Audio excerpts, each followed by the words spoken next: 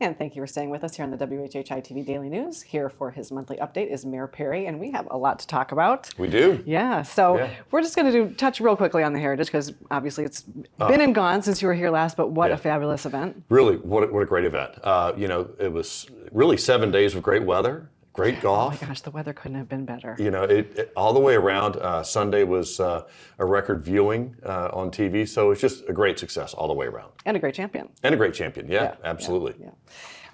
So I mentioned in headlines that the budget's first reading passed. Yes. Unanimously. Unanimously, a 7-0 vote. First time that's happened in several years. Yeah. It's a $174 million budget, which is large. Yeah, and that's an increase from last year. It is. It's a little bit of an increase, but we're also reducing the millage by 2 mills, which it's nice to be able to be more physically responsible and find ways to cut some costs, find ways to be able to do the things we need to do. We've got great revenue streams, and we're very fortunate for that.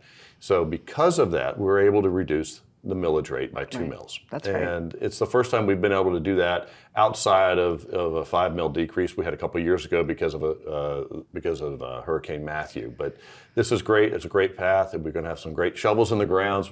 Projects will be moving forward in 2026, fiscal year 2026, and we look to improve the community. Yeah, and so there's going to be workshops before the next reading and final readings. So how can people get involved? There will be. So on the 12th and 13th of May, we're working on the times right now. We're trying to get one scheduled for the evening. There's some conflicts with that, but we're working on that. But we're going to have two different opportunities for the public to come and speak on different portions of the budget.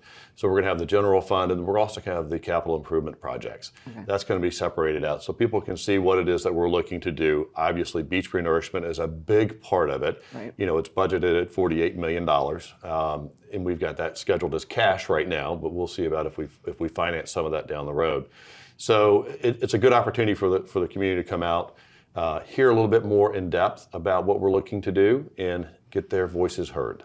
And so you mentioned there's some revenue streams coming in. I know some of it's short-term rental fees and also beach parking. So that leads me to my next question, because it's been a discussion here for the past couple of months. It has been, and it's taken a turn that is very interesting. I said back in April that I wanted to bring it back to community services and public safety for a discussion, because there's been a lot of conversation about it, both locally and from non-residents. Right. And we're trying to build relationships with other municipalities and the county. And I felt like by doing some of the things we did, we weren't really working to build those relationships. We were looking to push people away. Okay. And I think we've got to be careful in how we do that.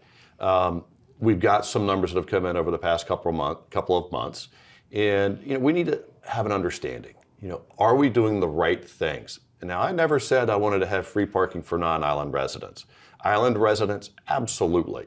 We're not going to take away any parking at Islanders Beach for non-island residents. Those all stay for island residents. But we need to discuss, other options. Right. Is a county beach parking fee, beach parking pass, maybe something we need to consider? Are the fees on Saturday and Sunday maybe a little too high? Do we need to reconsider those? Or do we not need to reconsider anything at all? So I believe in bringing things to the community to have discussion. Yeah. And that's what we're trying to do. Yeah. Well, and as you said, we've only done this for a couple of months, so it's going to be a learning curve. It is going to be a learning curve, and we want to make certain that we get it right. Right. And there have been other votes that have been taken in the past that have been rescinded, the next month, right? These things happen. But I want to make certain that we're being as friendly as we possibly can. Obviously, making certain that the island residents have their free parking and have their places to park. That is very important. But I've talked with other council members, and they agree to have this conversation. So I brought it forward. And there's a lot of miscommunication that is happening in social media, which does happen. Yep. And I've received lots of emails, and I've responded back with a canned response to most of those emails. And that kind of outlines my position. Okay. Just so that the community can be aware. Well, it is an ongoing discussion, obviously. We've got about 20 seconds left, but we don't have our first nest. We had a false crawl last night, so we're looking forward to sea turtle season. But we had a whale. We had a whale. Yeah, I feel so bad for that whale. It's so sad, but we're so fortunate to have Shore Beach Services, Sea Turtle Patrol, DNR, NOAA all come in and help assist with this event. You know, I hate to say the event, but also take care of it as they needed to take care of. Yeah, well, always something interesting happening on the island. Yes. Thank you so much for being here, Mayor. Thank you. And we'll be back, so stay tuned.